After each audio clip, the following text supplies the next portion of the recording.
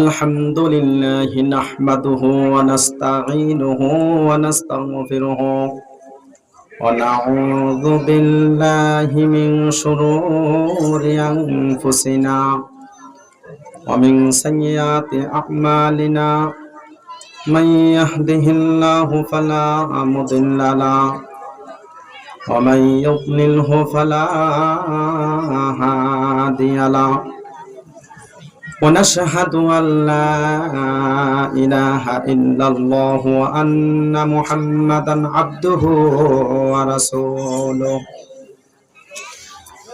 الذي أرسله الله تعالى بالحق بشيرا ونذيرا وداعيا إلى الله بإذنه سراجا منيرا أما بعد فأعوذ بالله من الشيطان الرجيم بسم الله الرحمن الرحيم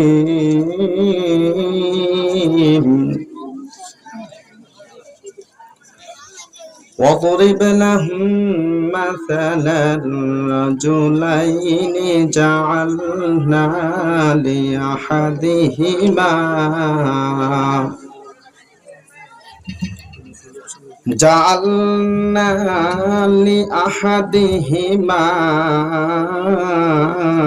جنتين من أعناب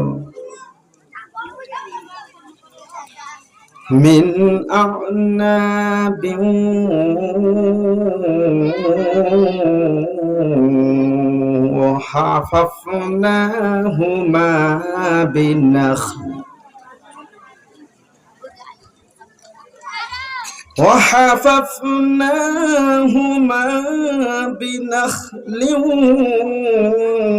وجعلنا بينهما زرعا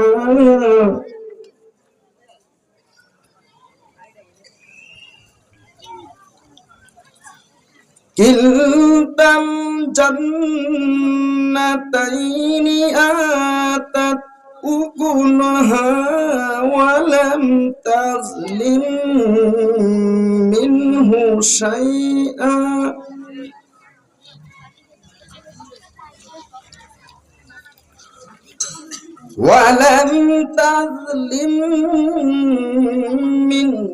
شيئا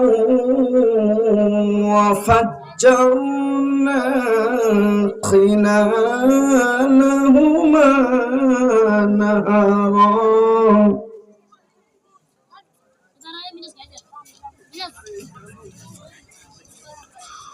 وكان له ثمر فقال لصاحبه وهو يحاوره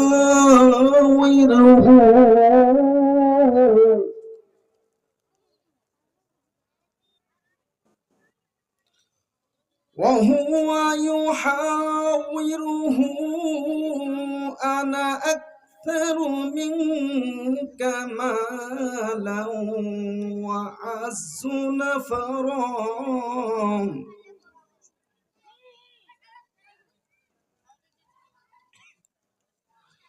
ودخل جنته وهو ظالم لنفسه قال ما أظن أن تبيد هذه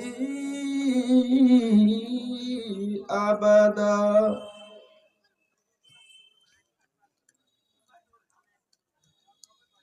صدق الله العظيم. وقال رسول الله صلى الله عليه وسلم نعمتان مغبون فيهما كثير من الناس الصحة والفراغ. وقال تعالى في شان حبيبه إن الله وملائكته يصلون على النبي يا أيها الذين آمنوا صلوا عليه وسلموا تسليما. اللهم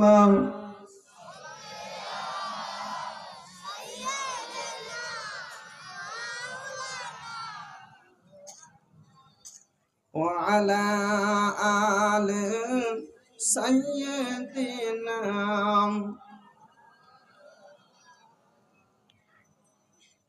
सबसे बड़ा हो हमारा नबी, सबसे औला हो हमारा नबी, बलगल उला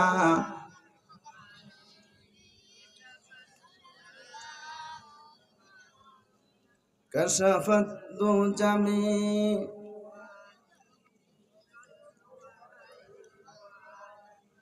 सबसे बड़ा हो हमारा नबी, सबसे औला हो हमारा नबी, खल्क से औलिया और औलिया से रसूल, दोनों आलम के दूल्हा हो हमारा रसूल, बलगल उला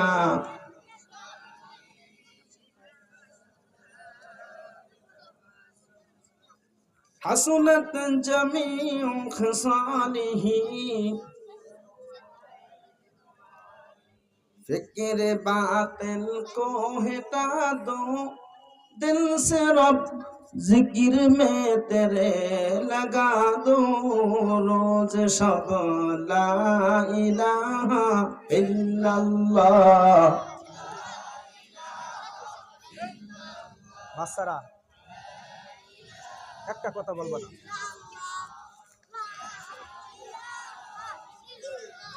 রাস্তাঘাটে দোকান পাটে আসেন যারা বসিয়া, আল্লাহ পাকের জিকির করেন তাফসীর মাহফিলে আসিয়া। লা ইলাহা ইল্লাল্লাহ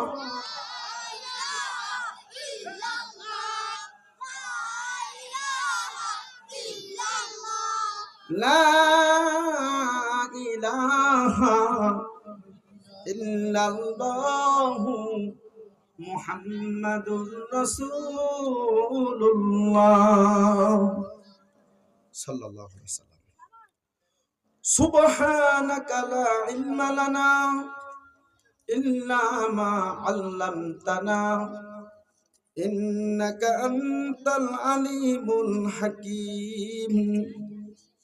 আলহামদুলিল্লাহ।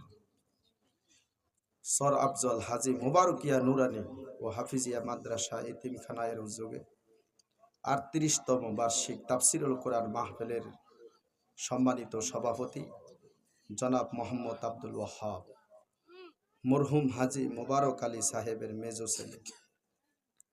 আজকের প্রধান অতিথি আন্তর্জাতিক খ্যাতিসম্পন্ন মুফাসসিরে কোরআন, লেখক ও গবেষক হযরত মাওলানা ফখরুদ্দিন সাহেব, খতিব, আটি মডেল সোসাইটি, কেন্দ্রীয় জামে মসজিদ, কেরানীগঞ্জ, ঢাকা এবং কেন্দ্রীয় সিনিয়র মহাসচিব, বাংলাদেশ মাজলিসুল মুফাসসিরিন। আজকের মাহফিলের বিশেষ অতিথি সুমিষ্টভাষী ওয়াইস হযরত মাওলানা এম মিজানুর রহমান, খতিব হাজী মতিউর রহমান বকশী, জামে মসজিদ, মুআজ্জাজ মুকাররম হযরতে উলামায়ে কেরাম, ওয়াজিবুল ইহতিরাম, মহান আল্লাহর শাহী দরবারে কৃতজ্ঞতা আদায় করি, যিনি আল্লাহ আপনাকে আমাকে পৃথিবীর সকল ব্যস্ততা থেকে ফারেক করে কোরআনের ছাত্র হওয়ার সুযোগ করে দিলেন। কালিমাতো শুকরিয়া বলি আলহামদুলিল্লাহ। এই পোস্টারটার ভিতরে একটা লেখা আছে তাফসিরুল কোরআন মাহফিল।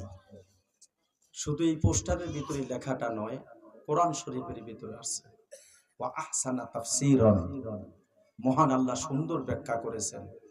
কোরআনুল কারীমকে কোরআনুল কারীমের আয়াতের মাধ্যমে ব্যাখ্যা করা যায়, কোরআনুল কারীমকে হাদিসের মাধ্যমে ব্যাখ্যা করা যায়, কোরআনুল কারীমকে সাহাবীদের ফেলের মাধ্যমে, কথার মাধ্যমে, কওলের মাধ্যমে ব্যাখ্যা করা যায়। কোরআনুল কারীম থেকে সবচেয়ে সুন্দর আলোচনা উঠানো যায় সঠিক শব্দের অর্থে জেনে, কারণ কোরআনুল কারীমের ভিতরে বান্দার জন্য হেদায়েতের পথ নির্দেশন হিসাবে উপদেশের অভাব নেই। কথা বলেন ঠিক না? যেই ব্যক্তি কোরআন দিয়ে কথা বলবে, সদাকা, রাসূল বলল, সে সত্য কথা বলল। আর যেই ব্যক্তি কোরআন দিয়ে কথা বলার পর শুনলো, কথা শুনিয়ে আমল করলো, উজির, রাসূল বলেন মহান আল্লাহ তাকে প্রতিদান দিবে। আল্লাহ রাসূল মুহাম্মদ সাল্লাল্লাহু আলাইহি ওয়াসাল্লাম বলেছেন, আমি তোমাদের মাঝখানে দুইটি বস্তু রেখে গেলাম, কিতাব আল্লাহি, একটা হচ্ছে আল কোরআন, দ্বিতীয়টা হচ্ছে সুন্নাত রাসূলিহি, রাসূলের সুন্নত। রাসূলের সুন্নত দ্বারা অর্থ হলো তিনটি: রাসূলের কথা, কওলে রাসূল, রাসূলের কাজ, রাসূলের কর্ম, রাসূলের ফি'লে আমলে রাসূল, রাসূলের আমল। পৃথিবীতে রাসূল যত কথা বলেছে সুন্নত, পৃথিবীতে যত রাসূল যত আমল করেছেন সুন্নত। রাসূলুল্লাহ সাল্লাল্লাহু আলাইহি ওয়াসাল্লাম যে কাজ করেছেন, নেক আমল করেছেন, কথা বলেছেন, এইগুলো এবং কোরআনকে ধরে রাখলেই লান তাদিল্লু মা তামাসসাকতুম, যেই ধরে রাখবে সে কখনো গোমরাহ হবে না। এই পৃথিবীর ভিতরে যারা কোরআনুল কারীমকে মহব্বত করে, কোরআনের কথা শুনে এবং রাসূলের হাদিসের প্রতি আমল করে, আল্লাহর রহমতে তারা সঠিক পথে আছে, থাকবে ইনশাআল্লাহ, তারা জান্নাতের পথে আছে। আজকে যারা পৃথিবীর সব ব্যস্ততা ত্যাগ করে কোরআনুল কারীমের কথা শোনার জন্য আসলেন, উপস্থিত হইলেন, এক নম্বর আপনার জীবনের গুনাহকে মহান আল্লাহ মাফ করে দিলেন। দুই নম্বর আপনাকে আল্লাহ জাহান্নাম থেকে মুক্তি দিয়ে দিলেন। তিন নম্বর আপনার জন্য আল্লাহর বেহেশত অপেক্ষা করতেছে। এই তাফসীর মাহফিলে তিন শ্রেণীর লোক আসে। এক শ্রেণীর লোক আসে ভুল ধরার জন্য, আর এক শ্রেণীর লোক আসে কণ্ঠ শুনিয়া, আর এক শ্রেণীর লোক আসে একটু আমলের নিয়তে, ভালো কথা শুনবে, কোরআনের কথা শুনিয়ে আমল করবে। প্রতিদান দিবে কে? যারা কোরআনের কথা শুনিয়ে আমল করবেন তারাই চলে আসেন। কারণ বুখারী শরীফের ভিতরে সর্বপ্রথম যেই হাদিসটি ইমাম বুখারী রাহমাতুল্লাহ আলাইহি লিখেছেন, ওই হাদিসটি হচ্ছে আমল সম্পর্কে। ইন্নামাল আমালু বিন্নিয়াত, বান্দার যত আমল হোক, নেক আমল, যদি নিয়ত ভালো থাকে তাহলে নিয়ত অনুযায়ী প্রতিদান মহান আল্লাহ তাকে দান করে দিবেন। রাসূল হাদিসে বলেছেন, আমলের ফলাফল হলো নিয়তের উপর নির্ভরশীল।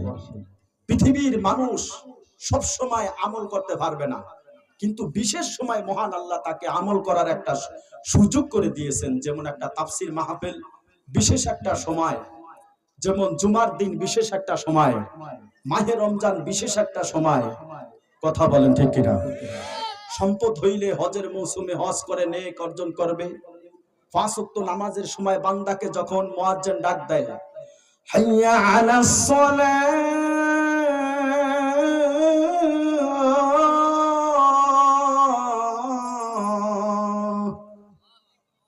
নামাজের জন্য আসো, হাইয়া আলাল ফালাহ, নামাজ পড়লে তোমার কল্যাণ হবে, ভাগ্য খুলে যাবে। বিশেষ সময়ে বিশেষ আমল। এই এলাকায় প্রতিদিন তাফসীর মাহফিল হবে না একদিন। তাফসীর মাহফিল করতে অনেক খরচ। আপনারা টাকা দিলেন, শ্রম দিলেন, সহযোগিতা দিলেন, ব্র্যান্ড দিলেন, সবকিছু দেওয়ার পর যদি এখন তাফসীর মাহফিলে না আসেন তাহলে হক আদায় হবে না। কথা বলেন ঠিক? এই কারণে রাসূল কাল কিয়ামতের দিন উকিল হবে, উকিল হয়ে আল্লাহর কাছে আপনার বিরুদ্ধে মামলা দাখিল করবে। কোরআন শরীফের ভিতরে আল্লাহ পাক বলেছেন, وقال الرسول يا رب إن قومي اتخذوا هذا القرآن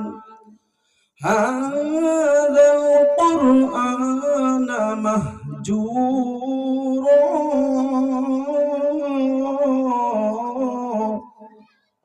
রসুল কাল কিয়ামতের দিন অভিযোগ করবে, বলবে আল্লাহ আপনার বান্দারা আমার উম্মতেরা এই কোরআনকে হাসি ঠাট্টা রূপে গ্রহণ করেছিল। যারা বাহিরে ঘোরাফেরা করতেছেন যদি ভিতরে না আসেন তাহলে গুরুত্ব দিলেন না। কথা বলেন ঠিক কিনা? যারা বাহিরে আছেন তাফসীর মাহফিলের প্যান্ডেলের ভিতরে আসার জন্য আকুল আবেদন রেখে দিলাম। আমিও কোরআনের ছাত্র হলাম, আপনিও কোরআনের ছাত্র হলেন। অতএব মহাগ্রন্থ কোরআনুল কারীম থেকে আলোচনা চলুক। যারা কোরআনের কথা শুনিয়া আমল করবেন তারা একটু ধারে আসবেন। সবাই চলে আসেন, আগে ভাগে ধারে চলে আসেন, যেহেতু ইনশাআল্লাহ মাঠ ভরে যাবে। জায়গা দিতে পারবেন না। জায়গা জি লাগানে কি দুনিয়া নেহি হায়, ये इबरत की जा है तमाशा नहीं है। যেই ছাত্র সামনে থাকে উস্তাদ বলে ছাত্রটা, কথা বলেন, ছাত্রটা ভালো। পৃথিবীর কোনো মানুষ চায় না সে খারাপ হোক, কিন্তু যে সামনে আসবেন সেই ভালো মনে করি, কেউ পিছনে থাকবেন না। যেহেতু কোরআনুল কারীম কার কালাম? আল কোরআনু কালামুল্লাহ। কোরআন হচ্ছে আল্লাহর কালাম, গায়রু মাখলুক। কোরআন শরীফ মাখলুক না, আমরা সৃষ্টি, কিন্তু কোরআন শরীফ সৃষ্টি না।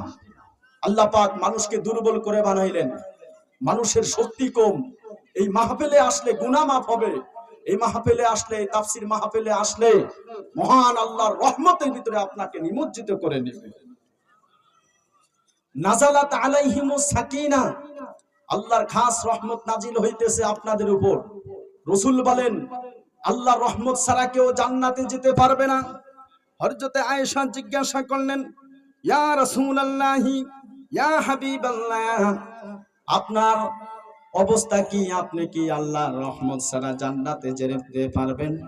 আল্লাহর নবী বললেন, আয়েশা, আমি মুহাম্মদ সাল্লাল্লাহু আলাইহি ওয়াসাল্লাম আল্লাহর রহমত ছাড়া জান্নাতে যেতে পারবে না।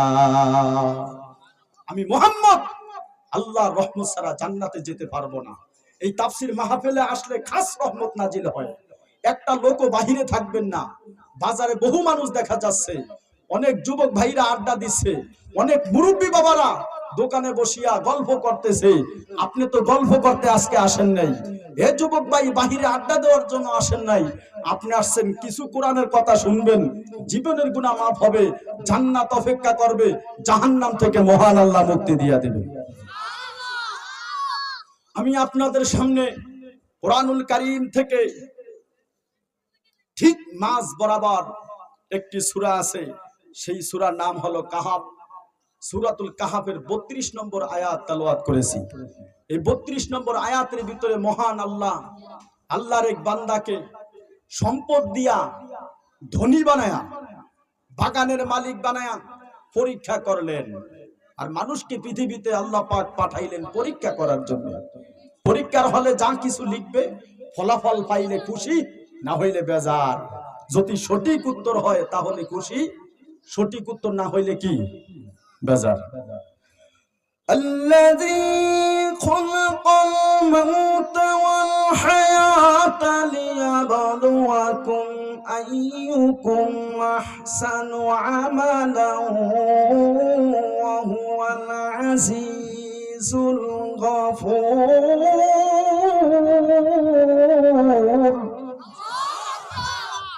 আল্লাহ পাক সৃষ্টি করলেন খলাকাল মাউত।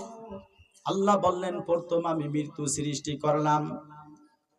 রূহের জগতে আল্লাহ পাক রূহদেরকে জিজ্ঞাসা করলেন, আলাস্তু বিরাব্বিকুম, আমি কি তোমাদের রব? আমি কি তোমাদের রব নয়? তখন আমরা রূহের জগতে যখন ছিলাম তখন বললাম, ক্বালু বালা রব্বুল আলামিন। আলামিন, আপনি হলেন আমাদের রব। রবকে ওই সময় স্বীকার করিয়া এখন বাহিরে থাকার তো কোনো প্রশ্ন আসে না। কথা বলেন ঠিক কিনা? মাহফিল সুন্দর করার জন্য প্রত্যেক মুরব্বী ভিতরে চলে আসেন। আমি মহাগ্রন্থ কোরআনুল কারীমের মাঝখান থেকে 110 আয়াত বিশিষ্ট একটি সূরার 32 নম্বর আয়াত থেকে তেলাওয়াত করলাম। এই সূরাটি আল্লাহ রাসূলের উপর মক্কাতুল মুকাররমায় নাজিল হলো। যখন রাসূল মক্কায় ছিলেন, মক্কাতুল মুকাররমায় রাসূলের নবুয়তের প্রচার হইতে লাগলো। মক্কার মুশরিকেরা রাসূলকে নিয়ে বিভিন্ন প্রশ্ন তুলল। মুহাম্মদ তার উপর নবুয়ত নাজিল হলো, নবুয়তের সত্যায়নটা কি? নবুয়তের সত্যায়নকে যাচাই বাছাই করার জন্য মদিনাতুল মুনাওয়ারায় 2 জন লোক পাঠিয়ে দিল।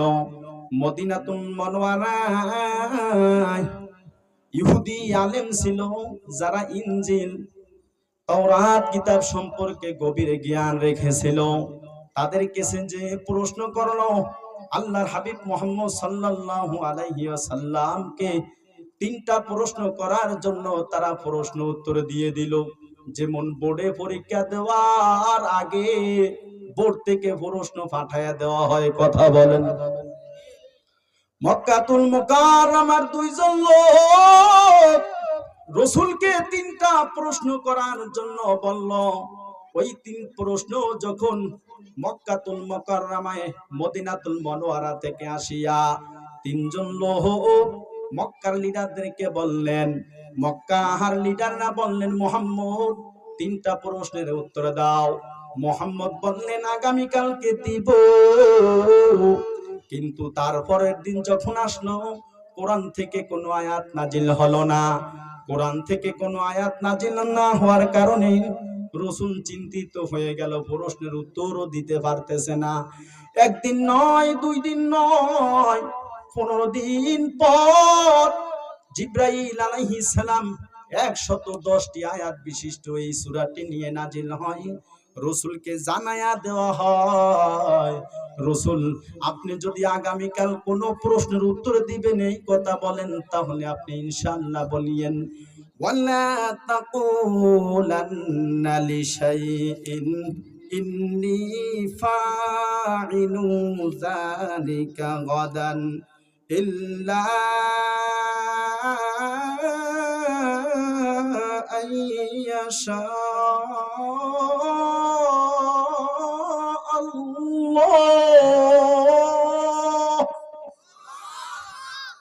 রাসূল আপনি আগামী কালকে কোনো কাজ করবেন, তাহলে আপনি ইনশাআল্লাহ বলে নেবেন। যদি আপনি ভুলে যান, ইল্লা আইয়াশা আল্লাহ ওয়াজকুর রাব্বাকা ইযা নাসিতা, আপনি স্মরণ করবেন আপনার রবকে। আল্লাহর রব, আল্লাহ আপনার আমার রব, ওই আল্লাহকে সব সময় স্মরণ করা দরকার আছে কি নাই? আল্লাহ পাক নবীকে নির্দেশ দিলেন আল্লাহকে স্মরণ করবে। আল্লাহকে স্মরণ করার জন্য আল্লাহ পাক বান্দা বানাইলেন। বান্দা একটা লোক বাহিরে থাকবেন না। পৃথিবীতে আল্লাহ পাক আপনাকে আমাকে যেমন পরীক্ষা করলেন, ওই 3টা প্রশ্নের উত্তর আমি শেষে আপনাকে দিব। রাসূল কোরআন থেকে সেই উত্তরগুলো 15 দিন পর দিলেন। আল্লাহ রাসূল মুহাম্মদ সাল্লাল্লাহু আলাইহি ওয়াসাল্লামের উপর যেই সূরাটি নাজিল হইল 110 আয়াত বিশিষ্ট, এই সূরার 32 নম্বর আয়াত থেকে আমি আলোচনা শুরু করলাম। যেহেতু আমার তেলাওয়াত ওখানে ছিল, আল্লাহ রাব্বুল আলামিন উদাহরণ দৃষ্টান্ত এক্সাম্পল দিয়া মানুষকে বুঝাইতেছেন। وَاضْرِبْ لَهُم مَّثَلًا رَّجُلَيْنِ جَعَلْنَا لِأَحَدِهِمَا جَنَّتَيْنِ। আল্লাহ পাক নবীকে বলতেছেন, ওয়াদরিব লাহুম মাসালার রাজুলাইনি, নবী আপনি মক্কার লোকদের সামনে 2টা লোকের উদাহরণ দেন, 2টা লোকের দৃষ্টান্ত দেন, 2টা লোকের এক্সাম্পল দেন। 2 ব্যক্তির এক্সাম্পল হলো জাআলনা লিআহাদিহিমা তাদের দুইজনের একজনকে মহান আল্লাহ দান করলেন জান্নাতাইনি মিন আ'নাব। আল্লাহ পাক দান করলেন দুইটা বাগান। ওই দুইটা বাগান আল্লাহ পাক দুইজনের একজনকে দান করলেন আঙ্গুরের বাগান।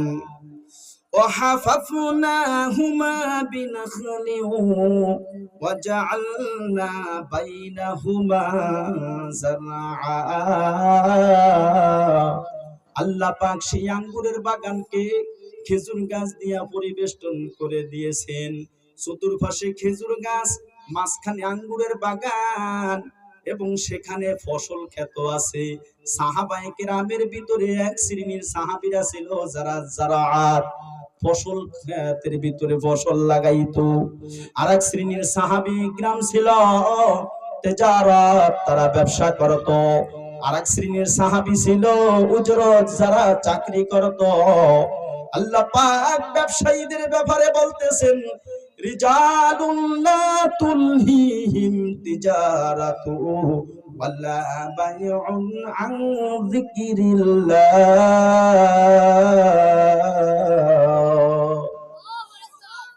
সাহাবীরা এমন ব্যবসায়ী ছিল যাদেরকে আল্লাহর জিকির থেকে ফিরাইয়া রাখতে পারতো না।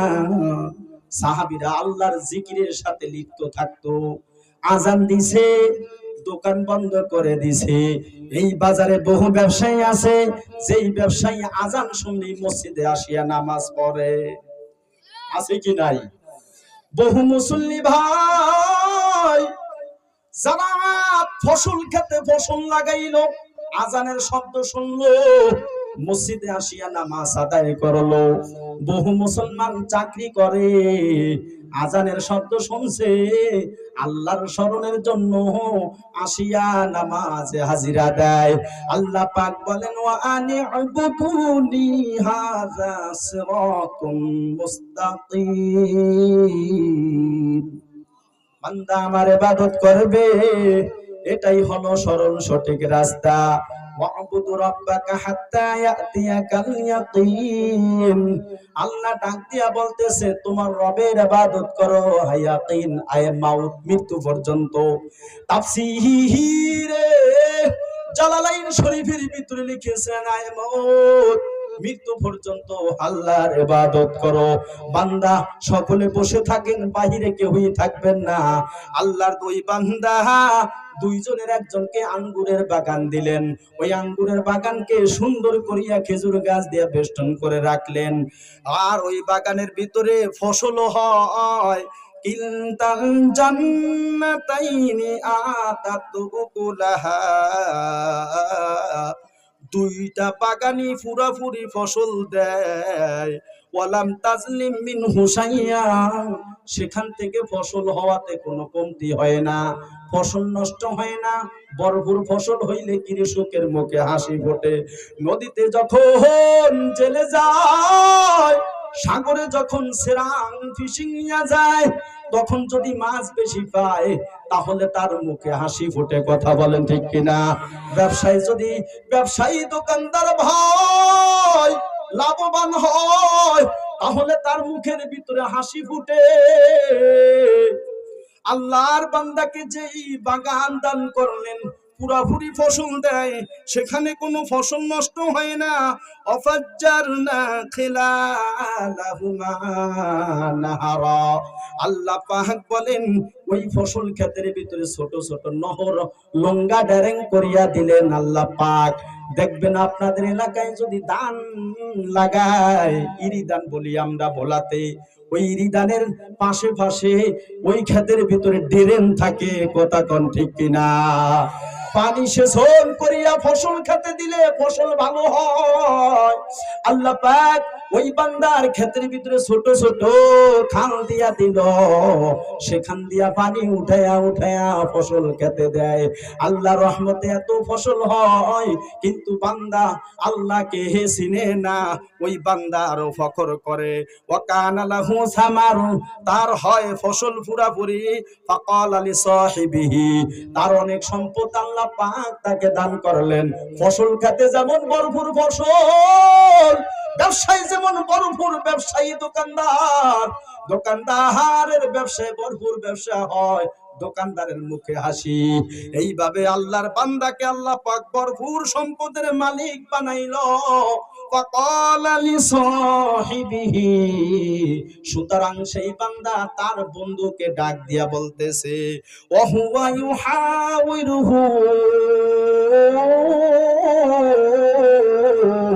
যেই অবস্থায় কথার প্রসঙ্গে তার বন্ধুকে ডাক দিয়া বলতেছে, আনা আকসারু মিনকা মালা, আমি তোমার থেকে মাল ধন সম্পদে অনেক বেশি, ওয়া আ'আজ্জু নাফারা, আর আমার দল বল অনেক শক্তিশালী, আমি অনেক শক্তির অধিকারী, আমার সম্পদও বেশি। ওয়া দাখালা জান্নাতাহু ওয়া হুয়া যালিমুন লিনাফসিহি, ওই বান্দা তার উপর জুলুম করিয়া তার বাগানের ভিতরে ঢুকিয়া গেল। যেই অবস্থায় সে নিজের উপর জুলুম করলো, বলেন সম্পদের মালিক বানায় কে? আল্লাহ পাকের বান্দা জুলুম করিয়া তার ক্ষেতের ভিতরে ঢুকলো, বাগানের ভিতরে ঢুকলো। অহলামা আযুন্নু আন তাবিদা হাযিহি আবাদা, সে তার বন্ধুকে বলল, আমি মনে করি না যে কখনো এই বাগান ধ্বংস হয়ে যাবে। ওমা আযুন্নু সাআতা কায়মা, আমি মনে করি না যে কিয়ামত হবে। বলেন কিয়ামত কি হবে? রাসূল বলেন, লা তাকুমুস সাআ হাত্তা ইয়াকুলু আল্লাহ আল্লাহ, পৃথিবীতে আল্লাহ আল্লাহ বলনেওয়ালা মানুষ যতদিন বেঁচে থাকবে ততদিন পর্যন্ত কিয়ামত হবে না। বলেন আল্লাহ। আল্লাহ অফ মাইন, আল্লাহ অফ দিন, আল্লাহ of all, call him call, সকলে উচ্চস্বরে মালিককে একটা ডাক দিয়া বলেন, মুরব্বি বাবারা, লিল্লাহে তাকবীর, লিল্লাহে তাকবীর। তাফসীর মাহফিল যেখানে,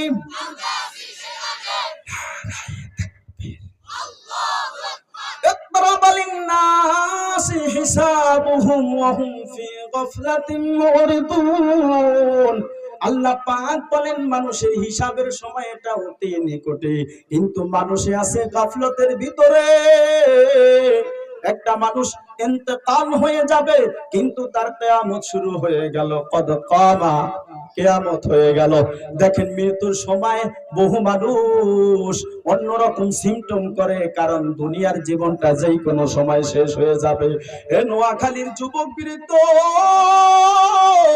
বাহিরে না থাকিয়া একটু তাফসীর মাহফিলের ভিতরে এসে যা।